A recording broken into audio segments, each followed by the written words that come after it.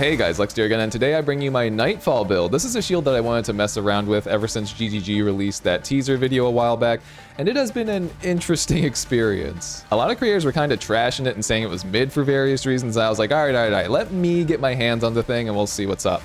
And it turns out they were right about some things. Despite that initial jankiness though, you do eventually get used to how Nightfall's skills function, animation times and all that, and it can become a very strong build. Many of you have likely seen some different Nightfall builds from other creators, and as for my own version, at this point it clears much faster than my Smith of Kitava, which has been my main character this league. However, one thing I noticed while researching is that a lot of the other Nightfall builds out there are very expensive, requiring like 400 plus divs in budget, which may not actually be that bad for some of you this far into the league, but I set out to make a more practical, more budget-friendly version of this build. I think I spent maybe 30 to 40-ish div to get it working, as you see in the clips here. And that's not to talk down any of those other versions of the build either. In fact, this is such a unique and interesting weapon that it behooves a lot of experimentation and optimizing, so I'll be mentioning a couple of other creators I think take this weapon in some cool directions in the late endgame, or as options to progress towards once you get your hands on this thing and have a more budget-friendly version of this thing going, like my build here. And there is one other creator that I'm going to shout out who also has an amazing budget version of the build. But for now, let's just break down how Nightfall works. All right, so let's talk about Nightfall and the two skills it grants you, one called Soaring Midnight, which is the thrown projectile portion of Nightfall's attack, and Embrace the Fall, which is the teleport and slam down portion of the attack, with a large base AoE and high base crit chance. GGG teased this weapon before the league launch and really got us hyped to use the thing with the clips they showed off, slamming into the ground and wiping huge groups with those big icy explosions. In reality, well, yeah, you can do that and it can feel great. You basically press the hotkey you bind the skill to throw the shield, then you press the same hotkey to teleport to it and slam down wherever it happens to be. But there are two things that are very important to consider here: the 4-second cooldown and the animation time of both the throw and the slam portions of the skill. These two aspects of the attack are what make up the majority of the complaints when it comes to the feeling of clunkiness when using Nightfall. So the 4-second cooldown on this skill is triggered by either teleporting to the shield and slamming down, which is something you want to be doing often, or if you throw the shield and fail to catch it as it comes back to you, the cooldown actually resets when you catch it, so that's nice. However, to use the slam portion of the skill frequently, this 4-second cooldown needs to be dealt with, and this is usually done by either utilizing its innate Destroy an Ice Crystal with Embrace the Fall mechanic, which resets the cooldown immediately, or you could just straight up stack a bunch of cooldown reduction. I've seen people suggesting Haramnir's Hymn, which is a low-level, unique two-handed mace that essentially guarantees you aftershock after every slam, and cast on ailment socketed with Grim Pillars to automate ice crystal generation. Basically, you are able to chill and freeze a bunch of enemies each time you slam with the shield, which then creates a bunch of ice crystals since you hit the cast on ailment energy threshold, and then the guaranteed aftershock from Haramnir's Hymn kicks in and destroys the ice crystals and resets Nightfall's cooldown, allowing for easy spamming of the skill. Honestly, cast on ailment with Grim Pillars was on my radar already, but the Haramnir's Hymn tech was something I learned from a YouTuber called CCS, and this guy I think has a great example of a super high budget version of the build that uses this tech alongside cranking down your life for Runic Ward to use some of that low life tech. Going to link his video in the description. But the reason I decided to avoid Hromnirs in my build is because you lose out on a lot of damage when using this thing, which I'll go over in more detail during the gear section of this video. But CCS's version of the build is getting so much damage from other sources that I don't think it matters as much. Again, his is a late endgame version of the build that costs quite a bit, but is definitely a strong one. Please check that out. But yeah, as far as stacking straight cooldown reduction, I honestly think this is a legit option as well, because the cooldown is only 4 seconds and you are able to crank this down to 2-ish and less pretty easily by stacking cooldown reduction on jewels and the passive skill tree, etc. I think that option I would consider it for a budget version over Haramnir's Hymn, because again, you sacrifice too much damage to use that unique mace. Using a rare two-handed mace with +5 to melee skills and elemental damage attack rolls will make your Nightfall slams hit way harder, and as a Titan, you can reach 100% aftershock chance through sockets and the passive skill tree. It's a little pricey to do so, but not outrageously expensive by any means. Or third option, just cast Grim Pillars manually instead of trying to automate it, since it has a super fast cast time. That's what my build is doing, and though this means it isn't technically a one-button build, I wasn't really trying to make it one. It's like a 2-button clearing build, essentially. You just cast Grim Pillars wherever you are about to slam, and you're pretty much good to go for the next one. Pretty easy, to be honest. All right, with the cooldown discussion out of the way, let's talk about the kind of weird animation lock you can run into. So this is most noticeable with lower skill speed, but even at higher skill speed, if you spam Embrace the Fall as soon as you throw the shield, you will notice that your character has to stop the throw animation before they can teleport to the shield and grab it, which means, well, a few things. Well, for one, if you have a lot of projectile speed, you will throw your shield and it could potentially travel very far past the target you are trying to hit because you have to wait for your character to finish the throw animation before teleporting to the shield. I first noticed this when I socketed the skill with Projectile Acceleration 3 and I just couldn't hit targets that were too close to me. I'd throw my shield way past them. It was a very weird feeling. Positioning is very important when using this thing. And two, the Embrace the Fall animation is quite quick and it is oh so satisfying to use. But if you are chucking your shield into a crowded area, there is always the potential for you to get stunned out of the fall animation, and then you're just standing there like a doofus surrounded by enemies that'll mob you dead. This is also something you need to account for by either stacking stun threshold, or what I've been using is Refutation for particularly tough looking clears, just to make sure I block all hit damage that could possibly interrupt me before I clear things out. Anyways, long discussion on the shield and how it functions, but let's talk about my build specifically. So basically I am using Grim Pillars and Embrace the Fall as my main clearing skills, and they are very effective together. Again, though it's not one button, Grim Pillars is a very fast cast with how it is socketed and costs next to nothing runic ward wise, and then you just throw your shield out there and slam. You only need to hit one ice crystal to reset the cooldown, so you are basically free to just pillars and slam over and over and over again. Even without a lot of projectile speed, the throw and teleport serve as a strong clearing combo. Being able to toss the shield in the distance and slam down on a group of mobs that don't even know you're there, and being able to throw the shield up and down cliffs also feels really good. Being able to just save time in that way, essentially. Just be aware that the shield will return to you very quickly during the projectile portion of the attack if you throw it into a dense crowd. This has to do with how many targets it can pierce, I believe, which is 3, so just be aware that the shield may just U-turn quickly if thrown against a wall of mobs. Anyways, early on I noticed that the majority of the stragglers that survived were highly frost resistant ones, so a solution to this, at least in my eyes, was to slap on Becoming Calamity. This makes it so enemies in your presence have no elemental resistances, and this immediately solved the stragglers problem. I was also using Herald of Ice for some chaining on clears as I froze and shattered targets, and this body armor just straight up grants you all 3 heralds. Just keep in mind you do need some stats for them all to be active and socketable, but we'll get into that later. Overall though, the clearing is so satisfying. It might be the most satisfying I felt on a shield warrior at this point. We're playing a Titan and have just scaled the AoE to crazy levels, literally just hitting screens worth of enemies and sometimes beyond thanks to the triple herald setup, which will also mop up any potential survivors. It feels super efficient and you'll be wiping huge groups of mobs no problem as long as you pay attention to your positioning and don't throw your shield into a terrible situation. Just be aware of that. As I said earlier, if you don't feel totally safe about committing to a slam that's in a crowd of enemies, pop Refutation so that you are blocking all attacks and slam down. Hopefully you get the parry debuff up on some of the high priority targets there. And just as a quick note, this is capable of clearing 200% delirium on a very small budget.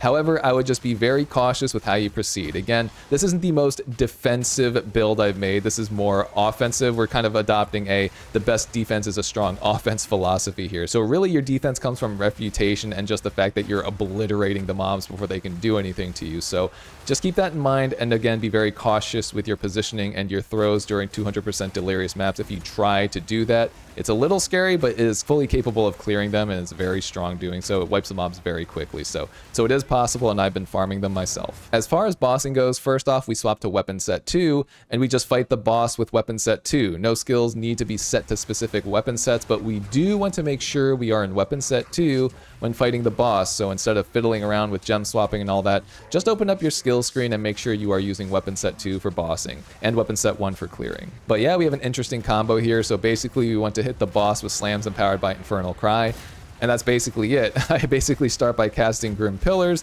and Infernal Crying to stack up a bunch of empowered attacks, cast Freezing Mark, and then we just Grim Pillars and slam away. I currently have about 52% chance to crit, so with a little luck you'll crit the boss down in a few slams, sometimes even just one. They may even get frozen in the process depending on your target, and thanks to Freezing Mark we will get a massive 30% damage gained as cold damage, as well as shocked ground on the boss, which will just help finish off the boss much more quickly if you are getting unlucky with crits. I think Refutation is also a useful one to just throw in there to both block boss hits and increase their damage taken via the parry debuff. I would use it after you spawn some Grim Pillars and as you begin your damage combo. So, woof. All right, that was a lot, guys. Hopefully this helps you both understand how my build functions, but also how Nightfall functions generally, you know, and its strengths and weaknesses and stuff like that, so you can try out your own versions of a Nightfall build. But with that out of the way, let's get into the skill gems. All right, guys, gonna try and not spend too much time on each skill here, as it's pretty straightforward, and we're also not using that many skills to begin with. So let's just get started with the star player here, which is Soaring Midnight and Embrace the Fall. Here I'll show the Embrace the Fall tooltip because it is our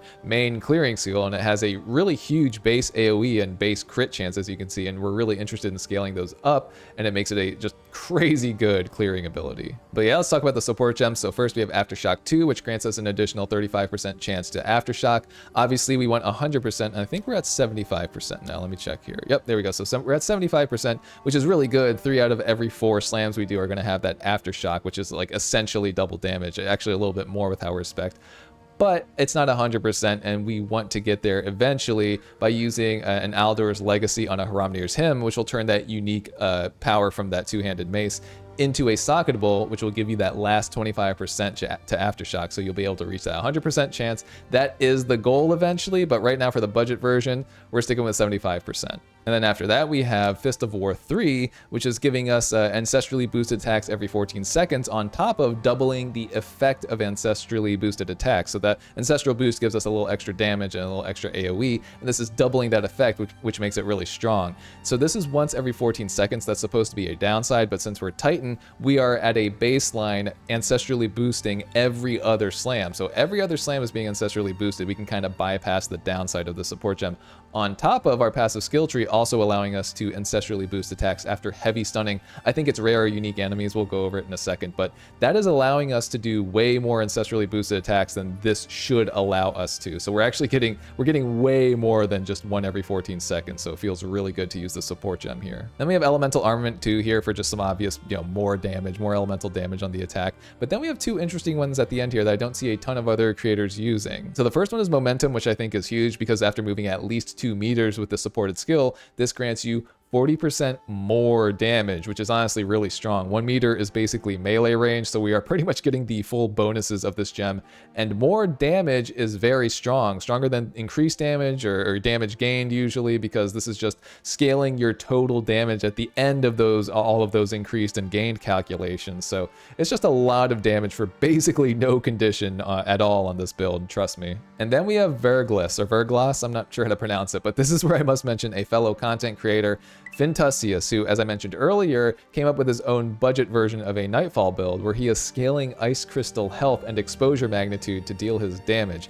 I'm not doing anything with exposure, obviously. However, I cannot take credit for the Ice Crystal health idea. He did a great job showing how easy it is and effective it is to scale your damage on a Nightfall build by cranking up Ice Crystal health. This means that you are getting a huge damage buff every time you destroy those Grim Pillars thanks to the health scaling and this support gem. I think last I checked the health value of the crystals, we're getting like 30% of our damage gained as extra cold damage from using the setup, which is awesome. So all credit to Fintusius here. This is a really cool idea that I just ended up integrating into my build, which is why this support gem is here. I'm going to link his video down below as well. Please, please, please check that one out. It was criminally low on views when I last checked it, so his version is another true budget version of Nightfall that works so well, so please watch that one. And next up we have Herald of Ash coming from the Coming Calamity, as are the next 2 heralds, so we're not spending any spirit for these, which is really nice. But yeah, it's just socketed very simply in a way to increase its AoE with Magnified Area 2, increase its damage a little bit with Fire Mastery, it cranks up its level by 1, and then Prolonged Duration so that the burning effect lasts a little bit longer in mobs, so it's just, you know, a little bit more effective overall with these sockets. And then we have Herald of Ice, likely the most important out of the 3, really strong cold damage effect that cannot be evaded,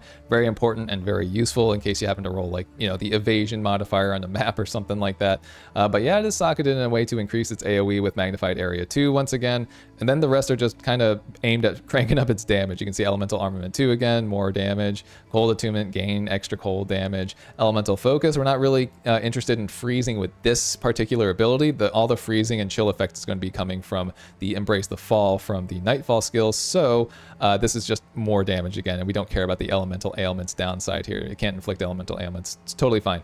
And then Close Combat, obviously, for more attack damage, really useful for crowds of mobs that are near, like Stubborn Rares and stuff like that. This will be dealing a lot more damage to them.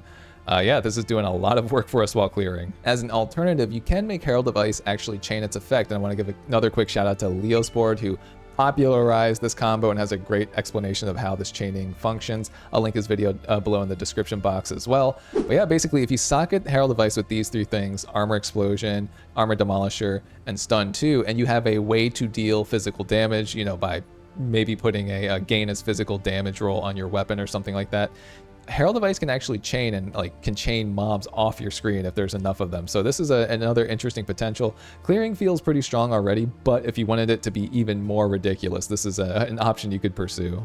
Hey guys, post-recording Lex here. I just wanted to go over the new sockets for Herald of Thunder because I have since swapped them out from the time of the recording the original video. I basically just socket it for more damage. Elemental Armament, Lightning Mastery, Close Combat 2, and Elemental Focus, as well as Blind for like some pseudo-survivability, having the mobs like kind of miss you a little bit more. Yeah, I was trying something with Chilled, Grounded, and Bitter before, but it wasn't as consistent as I liked it to be, or would have liked it to be, so I basically swapped it out for more damage. That's the story there. And yeah, back to the past recording of myself. And next up is Infernal Cry. I mostly use this in boss fights, though sometimes I'll use it while clearing if I feel like I need that extra little bit of damage. So yeah, apologies. Turns it into a 3-button clearing build, but yeah, Infernal Cry is very strong and empowers our attacks, which does count for the slam portion of the Nightfall skill. And it's just socketed in a way to, you know, decrease its cost with life tap. I mean, we're not investing in any mana because we don't really need to. Nightfall skill costs no mana. Refutation costs no mana. Almost nothing we really need to use cost mana, so that's why this life tap is here, because if we shout one time, it's going to drain a lot of mana, so that's why we want this to use life instead. Then we have Raging Cry, just to give us a little bit of rage, and an Enraged War Cry in case we need to bypass its cooldown with rage. Pretty much almost never do, thanks to this gem here, Ruin's Aftermath. So this will actually give us a bunch more extra empowered attacks if we break 5 ice crystals, as you can see in the tooltip there. And this is why I use Grim Pillars before I shout during boss fights, because you'll just stock up a bunch of empowered attacks and you're basically set for the duration of the boss fight. The boss is usually dead by the time you use up all of those empowered attacks. And this will also grant you that buff from Verglas, like right off the bat. And lastly, we have Tireless here, just so that we, you know, have a 25% chance to not even consume all the extra attacks we get from breaking those ice crystals. So again, you use the shout once at the beginning of a boss fight, and you are usually set, unless you're up against like a more mobile boss and you have to like chase them or wait around for them to come back or something like that. Then you might have to, you know, Grim Pillars and Infernal Cry again. But yeah, that's the way it's socketed. It just to like, you know, crank up its ability to give you empowered attacks. Just you'll get a lot from breaking ice crystals.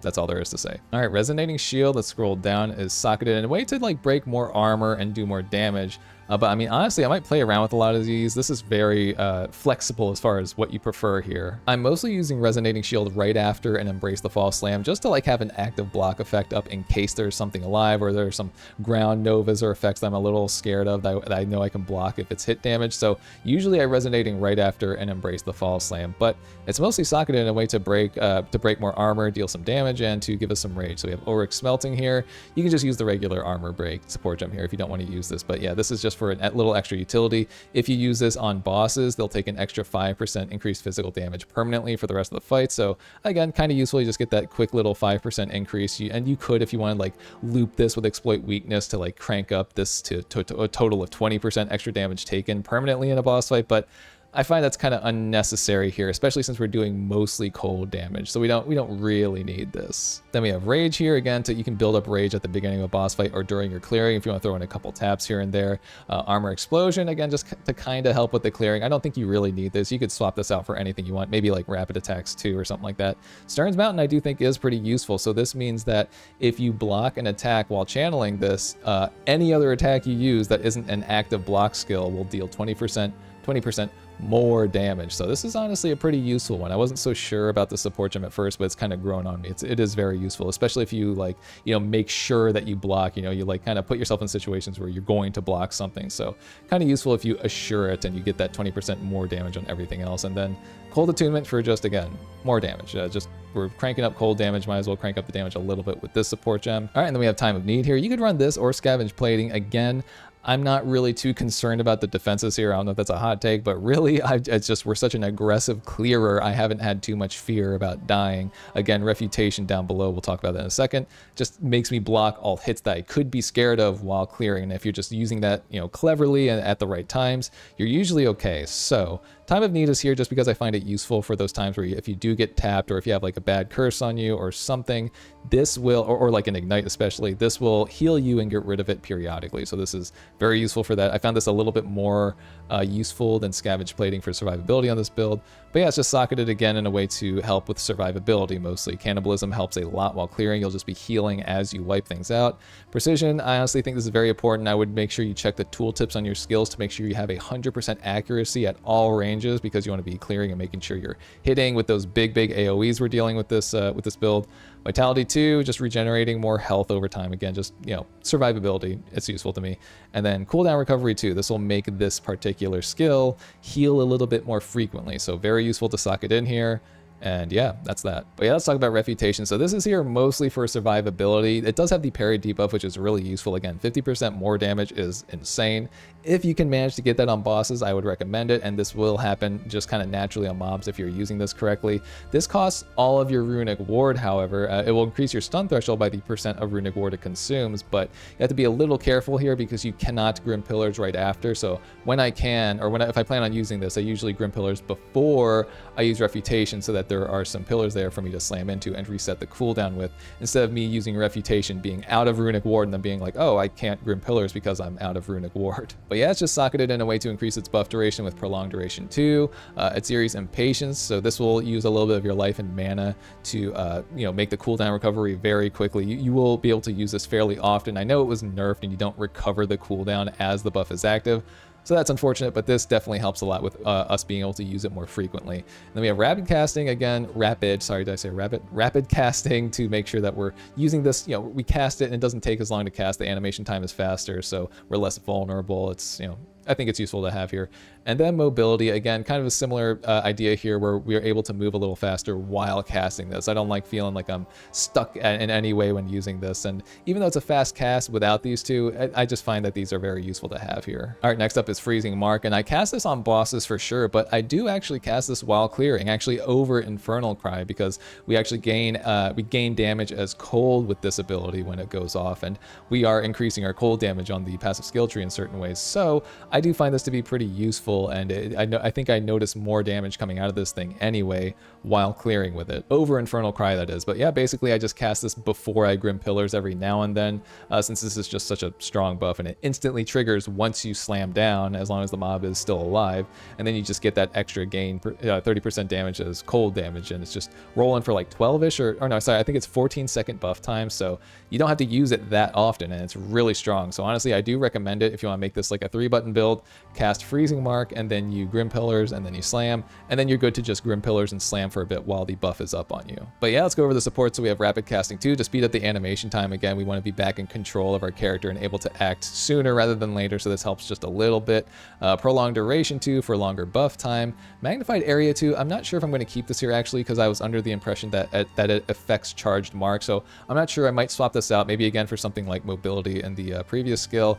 But the most important part is Charged Mark. So basically when the marked target becomes frozen, this will go off and actually create shocked ground underneath the target, which they're then just stuck on. You know, it's very strong on bosses, especially since if you freeze them, they'll just be stuck standing on that shocked ground, and you'll just have a free setup to deal like some crazy damage. And it also helps a little bit with clearing, obviously, since we can kill shocked enemies with our slams and get some like lightning bolts out of the deal, etc. Hey guys, post-recording Lex here once again. I just wanted to go over 2 other options for support gems in Freezing Mark here. We have Mark for Death 2, which will just help you passively break armor as you are slamming them with Embrace the Fall, and Breachlord's Rift. So you can, if you pull this off correctly, and Freezing Mark breaks their armor to fully broken armor after you've been building up, you will get extra damage for both your cold damage and lightning damage, because this makes fully broken armor apply to those damage types. So, you know, we're no Warbringer where it's just easy to have fully broken armor apply to all your damage with that Ascendancy node, but this is an interesting option. I do think helps you against bosses. It's not super consistent yet. I might play around with it with a little bit more, but yeah, these are 2 options I just wanted to throw towards you guys, because I think these are good ones and will result in a significant damage increase if this, occurs correctly during a boss fight. And last but not least is Grim Pillars, the ability we're spamming just as much as Nightfall skills. You should pretty much use this right before every slam while clearing so that you reset the cooldown. It's very easy to do, and it is socketed in a way to give us a bunch of Grim Pillars because the mobs can destroy them kind of quickly. But we have more health on the pillars, obviously talked about that before, but also we're creating more of them with the way it's socketed. The damage of the pillars themselves isn't the biggest factor here, but again, let's just go over the sockets. So we have Astral Projection here, so this will cast the Grim Pillars where your mouse cursor currently is, so you can cast them where you want to throw your shield into and slam down. Efficiency, which does count here for the runic ward cost, so this will be really cheap runic ward cost wise. And again, after your Refutation and you drain all of your runic ward, you don't have to wait too long to use this again. You have to wait a second, but not too long, with how I have one of the runic ward regeneration sockets in my gear, and that's all you really need is just one of them, and then it feels pretty much okay. You know, you don't have to wait on them for too long. Then we have Glacier, very obvious here. Again, we talked about this earlier, but we're increasing the life of our ice crystals for more damage, so this just fits in naturally here. Rapid casting should be obvious by now, shorter animation time, and spell cascade. So this will actually create way more Grim Pillars in one cast. And again, we don't care about the area of effect or the damage, so the downsides really aren't a huge deal. We really just want Grim Pillars to survive so that we can shatter them with Embrace the Fall and reset the cooldown. All right, guys, and that's pretty much all the skills. So with that out of the way, we're going to move on to the passive skill tree. All right, as usual, we'll start with a mouse over of the whole skill tree here. You'll see that this follows a pretty familiar shield warrior path for the most part, especially for like Nebulok users, since we want crit on this build as well. But there are some interesting priorities here and some very important things to note about the weapon sets here especially. But yes, let's go over the ascendancy first as always. So we pretty much just path up here to hulking form. Big surprise. I mean, this is probably a must on every Titan build. It's self-explanatory, so I'm not going to go over it too much, but it basically just lets you get more juice out of your entire passive skill tree. It feels really good. And then we path up this way for Earthbreaker, which gives us that 25% chance to cause an aftershock, or for our slam skills to cause an additional aftershock. And then we path up here to Ancestral Empowerment, which I talked about earlier. Every second slam skill we use ourselves is ancestrally boosted. Again, feels really good to kind of pseudo skip the downside on that support gem Fist of War 3 with this one. But just a quick note about Earthbreaker here. This is another reason I don't really care for Haramnir's Hymn, because you totally just invalidate this node. Who cares about this node when you are just aftershocking all the time at the cost of your weapon slot, which is a huge tax. So again, it makes more sense to me to take advantage of this node and build up to 100% aftershock chance rather than just using that low level unique. But anyways, I'll step down from my soapbox here. So this is all pretty familiar stuff. We're just pathing down this way and up here, grabbing the skill speed stuff, going over here to get this crit chance and crit damage bonus branches here. They're both really important. At this point, around 52% crit. I think I want more crit damage bonus. 52% feels fine, and I do plan on eventually getting a Gaurukans for this build, which will let us bifurcate crits. You know, I don't want to spend a bunch of time explaining how that works, but it is really useful. I think with 50-ish% crit, it makes that gem like really strong. It'll make you basically crit 100% of the time, and some of those crits are going to be super crits. Basically, you'll roll your critical damage bonus twice on crits that would have originally crit without the gem. I said I wouldn't explain it, but I kind of did anyway, so there you go. But then we have these two clusters here. We have these down here leading to this. These three are weapon set 1 points, and this is just for, again, leading to an area of effect node that we really want over here. So weapon set 1 is our clearing set. We want as much area of effect as we can on that one, so that's why this is set to weapon set 1. Then up here, it's just pretty much pure elemental damage here, cold damage and things like this, and increased damage against shocked enemies. So this is just pure damage for bosses, essentially. This is all set to weapon set 2, and we just want that damage for bosses. Okay, let's go down this way, and I am grabbing these armor nodes here set to weapon set 1, where stun threshold is a little bit more important. Again, I'm not an armor stacker. I might respec these points into something else, to be honest. That might help with my survivability a little bit more, but this is such an aggressive clearer, once again, that I haven't had too many problems with survivability. So most things just die if we are positioning correctly and not chucking our shield into like 12 overlapping novas or something like that. So this is just here for the stun threshold, because one of the riskiest things you can do is throw your shield in there and then get stunned as you're trying to slam down. So I just wanted a little bit extra where I could find it. Then we go over here and we have weapon set 2 points here set to Warcry stuff. Again, I'm not using Infernal Cry a whole lot while I'm clearing. It's mostly just Freezing Mark, Grim Pillars, and the Slam Down. So these are all set to weapon set 2 for bosses. We get a little extra empowered attacks damage and a little bit of like Warcry speed just to save time, like while we're setting things up for those big crits. And then down here we have weapon set 1 stuff. Again, it's like area of effect focus stuff with a little bit of damage, so it just kind of makes sense there. Going this way and grabbing some stun threshold and a little bit of extra life. And I'm not crazy about the effect that they turned this notable into. This used to be like just a straight stun threshold thing, but now it's like, hey, you get more stun threshold each time you've been hit recently. Kind of weird, but I mostly just grabbed this for just a little more survivability with the 3% increased maximum life here. And similar story, pathing up this way to grab these two nodes set to weapon set 1. Obvious reasons, these are just pure area of effect attacks. And then these points here are set to both weapon sets because this one gives us an area of effect for attacks, which is, you know, arguably a weapon set 1 thing, but we get more aftershock chance and more maximum life here. So this is increasing our survivability as well as increasing our clearing. So I just wanted this to be active in both weapon sets, which is why I used normal passive points for that. And then again, really strong crit cluster here, both crit chance and crit damage bonus, I believe.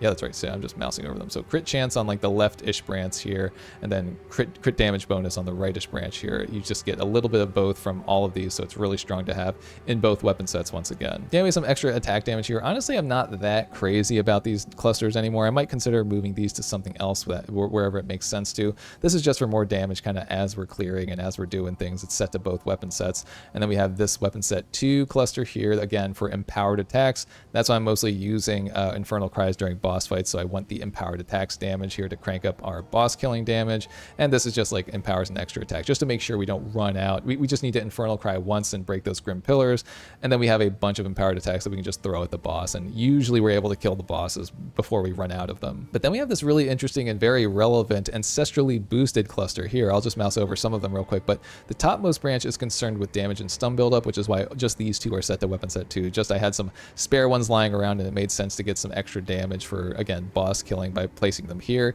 but most of this is set to weapon set 1 to assist with clears. So you can see that this is area of effect and damage, area of effect and damage, area of effect and damage, and here is just 30% increased area of effect with ancestrally boosted attacks, which is just crazy, really big.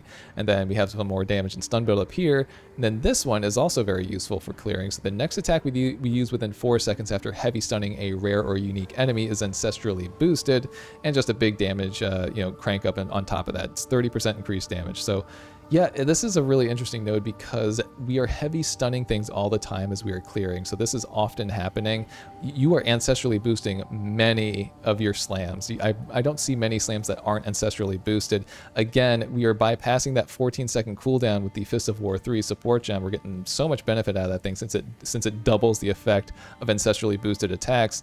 And then we're just bypassing it with the Ascendancy node we went over earlier, and this one. We're heavy stunning things all the time, so we're ancestrally boosting attacks all the time, and it feels really good. This is a damage focused one, but the reason this isn't set to weapon set 2 is because we're not really heavy stunning bosses all that much. We are freezing them, but we're not heavy stunning them, so this wouldn't actually be all that active in boss fights. We wouldn't really see much benefit out of this. But yeah, from here we head up north. Pretty typical stuff for a shield warrior. You definitely want to path up to this node. Greatest defense is 4% increased attack damage per 75 item armor and evasion on equipped shield. This is always good to take on any shield build where you want a high armor shield. Always take this. And then we path up here for the jewel socket, and we have again this top branch for AoE stuff, bottom branch for more boss killing damage. So we're pretty much slamming around bosses, and we are within range of close range, so these are always going to be active. But then we have this interesting branch here, which is mostly concerned with freeze buildup. So I'm not going to claim that this is the best use of these 4 points, but I do think they're really useful. They help your freezing marks go off much more consistently and much more quickly,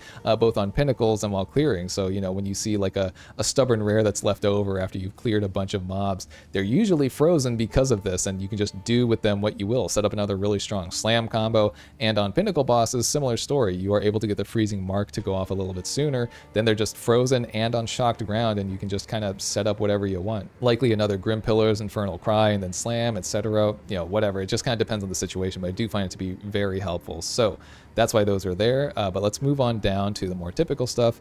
We have Giant's Blood. It's pretty obvious here. We want to hold two-handed maces in one hand, both for the damage, but also for the sockets. You can't socket the Aftershocks rune, the standard one, not the legacy one that's really pricey from Haramnir's Hymn. But you can't socket the standard one into a one-handed mace. It has to be a two-handed one. So again, on our journey to get 100% Aftershock chance, it just makes sense to go with Giant's Blood. And then we go down this way, grab this jewel socket here, path up this way, and then then we have these nodes here set to weapon set 1. Once again, our clearing set, that's where I want more stun threshold. You don't want to get stunned while you're doing the slam down. And then we have these damage nodes here. This is a melee damage node, but these are both really good crit chance nodes. Between these two points here, you're getting 40% increased medical, or 40% increased melee critical hit chance, which is really good for this build. Embrace the Fall has a high base critical hit chance at 15%, so it does make sense to invest into increased critical hit chance where you can on the tree where it makes sense to, and set it to both weapon sets because it supports both clearing and boss killing. So that's why these are set here. And then we move down here and we have some mobility stuff. Again, I like this on almost all shield warrior builds. You know, we have movement speed here, and then wearing any armor. Sorry, you remove movement penalties from all armor you are wearing.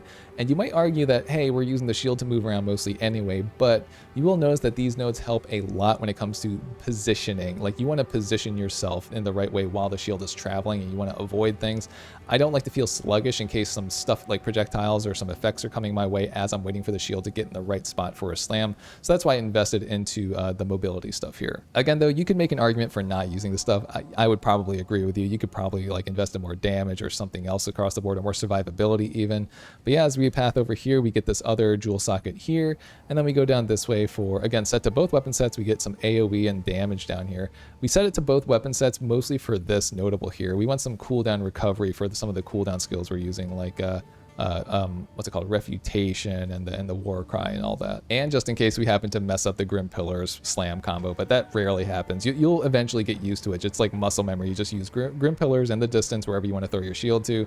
Throw your shield and then slam down. You will pretty much reset the cooldown every time. Oh, and real quick, I actually forgot to go over this branch here. We're not using this branch, but if you path up to this notable, most likely with weapon set 1, this is mostly for the chaining effect on Herald of Ice that I mentioned earlier. Again, you want Shattering Blow because we socket it with stun 2. You want Shattering Blow so that you break the armor as you are heavy stunning things, which you are doing all the time with the slam, but this will help with Herald of Ice chaining armor explosion effect. Again, it's explained in that video. I'll link it in the description box, but you will definitely need to take this notable if you want those crazy Herald of Ice chains to just, like, you know, chain off of your screen essentially. All right, but real quick, let's talk about jewels. Let me find, well, like, one of the ideal ones. Yeah, here we go, that we want to find here. So this is a standard sapphire.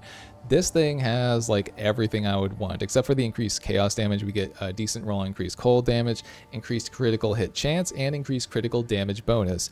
You cannot go wrong if you just socket a bunch of these jewel sockets with this type of sapphire, mostly for critical hit chance and critical damage bonus. But these start getting kind of pricey. I think these might start running like, I can't remember, I think it was 4 div each or something like that. And again, if you want to keep things budget, you will likely have to sacrifice either the crit chance or crit damage bonus rolls. So just something to keep in mind. And real quick, let's go over the Heart of the Well diamond that I have here. So we have this, which has pretty much everything that I want. You know, we gain some damage as extra lightning damage. Why lightning damage, you might ask? Why not cold damage? Well, I want to be able to shock things with my standard attacks also. I'm not sure. I think the shock chance is still kind of low. I could probably use more lightning damage, to be honest, on this build, but I just figured I'd just grab some here. You know, it wouldn't make a big difference between lightning damage and cold damage. I would hit a little harder with cold damage, but I think lightning damage is perfectly fine to try and get those shocks up on targets a little more frequently. And then we have increased critical hit chance. That's kind of a low roll, but having critical hit chance and critical damage bonus on the same one is what I wanted, so I got those two there. And then we have the increased ice crystal life. Again, this is a crazy option. This is crazy that this is an option on Heart of the Well diamonds. That's the maximum roll there, 60% increased ice crystal life. And as we talked about earlier, shattering ice crystals with high life pools is giving us more damage the higher the life pool. So that's why you want to grab that on your Heart of the Well diamond as well. But yeah, that's pretty much the passive skill tree. As far as improvements go, moving down the line, I think an obvious one is a From Nothing diamond for more critical damage bonus nodes near resonance. Here, I'll go over here and I'll mouse over them real quick for you. Where is that? Oh, here it is. Here it is. So here is resonance, and we have these critical damage nodes here. Critical damage bonus nodes here, sorry, and then critical chance nodes here if you really want them with some stats attached. This is why these From Nothing diamonds are so expensive. I think it's near 80 div or something now. You know, pretty pricey, but not even that crazy. It's not impossible, and you would spec some of your weapon set 2 stuff in here, or perhaps even both passive skill tree points. It kind of depends. I'd have to figure out like what I'd want to throw over here, but off the cuff, I'd probably want to invest some of my just standard passive skill tree points to grab these because they're just such strong critical damage bonus and critical chance nodes. But we don't want too much crit chance in case we're going Gaurukans, and perhaps dedicating some more passives to things like a defensive layer like block or something like that might be more useful. But overall, right now, I think think that the passive skill tree is pretty sound. So let's get into the gear, where I think we can discuss more upgrades and places to take the build. All right, another quick mouse over of the gear while I yap. All this stuff is pretty cheap, I gotta say. I think I was spending a div or two on average for some of these pieces, and the uniques can run even cheaper depending on the roles you filter by. But yeah, I mean, this Nightfall with a level 18 Soaring Midnight and Embrace the Fall skill was the most expensive part of this build at around 10 divs. And that is with its current armor rating roll here, which is a decent one. You can honestly find a level 18 skill version of the shield for like a handful of exalteds. I'm talking like single digits here, but I do think I wanted some armor value for the scaling of the skill itself for a, just a little bit. So I dropped 10 div on this one with a level 18 version of the skill and around, 1500 armor after quality. Now let's talk about the weapon. Again, I'm of the opinion that Hramnir's Hymn is kind of whatever. I think ideally you are going to want a strong, rare two-handed mace with +5 level to all melee, a strong increased elemental damage with attacks roll, and then gain as extra cold damage or lightning damage if you want more shock application as a crafted roll. And then, as a bonus, some kind of desecration, maybe increased damage with empowered attacks or increased damage against fully broken armor. Honestly, there aren't a ton of desecrations that are specifically very good for this build, so it's kind of optional as far as like the two-handed mace desecrations go. There is an Aftershocks desecration, but it only applies to mace skills, not your shield, so it wouldn't be worth it here. And again, as I said earlier, the Ancient Rune of the Titan is for more Aftershock chance. You can only socket this into two-handed maces. And then we have Sakawal's Rune of the Sky. Did I say that right? Sakawal's Rune of the Sky for gain 5% of damage as extra damage of all elements, which is great since we don't have to worry about monster resistances bringing any of this down. However, I think ideally, again, you'd get a third socket and then you put in the Legacy of Hramnir's Hymn.